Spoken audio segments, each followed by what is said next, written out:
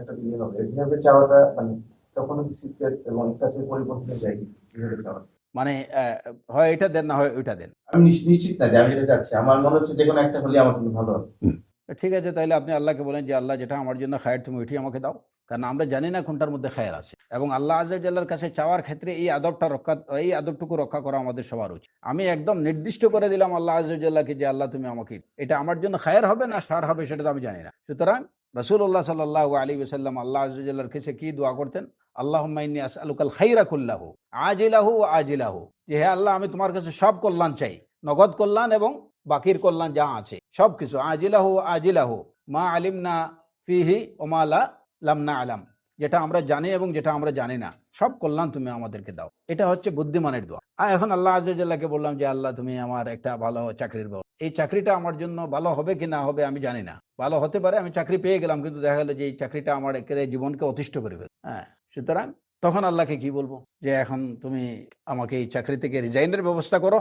এর জন্য হিকমা সম্মত যে দোয়াগুলো, সুন্নাহ সম্মত যে দোয়াগুলো, এই দোয়ার ক্ষেত্রে ফাহমুস সালাফকে অনুসরণ করা উচিত। সালাফে সালেহিনরা ওইভাবে দোয়া করতেন যে দোয়াগুলোর মধ্যে টেকনিক ছিল, আদব ছিল এবং এগুলোর মধ্যে হিকমা ছিল।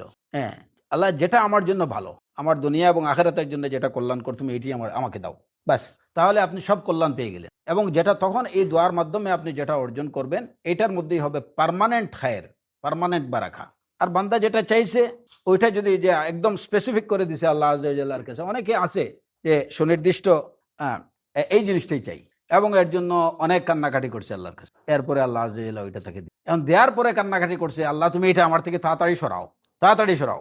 আমাদের ইখওয়ানদের মধ্যেই আছে এরকম, অনেক দিন সাধনা করছে বেচারা, এর জন্য আল্লাহর কাছে কান্নাকাটি, যখন পাইছে আবার শুরু করছে কান্নাকাটি। এর জন্য উচিত হচ্ছে যে আল্লাহর উপরে ছেড়ে দেয়া। আমরা খুবই আমরা কতটুকু জানি কতটুকু বুঝি। কোরআনে কারীমে আল্লাহ আযজা ওয়াজাল্লাহ কি বলছেন? আসা আন তুহিব্বু শাইআন ওয়া হুয়া শাররুল লাকুম, আসা আন তাকরাহু শাইআন ওয়া হুয়া খায়রুল লাকুম। অনেক অনেক জিনিস আছে যেটাকে তোমরা পছন্দ করো অথচ ইনফ্যাক্ট এটা তোমাদের জন্য কি ক্ষতিকর, এটা তোমাদের জন্য অমঙ্গল।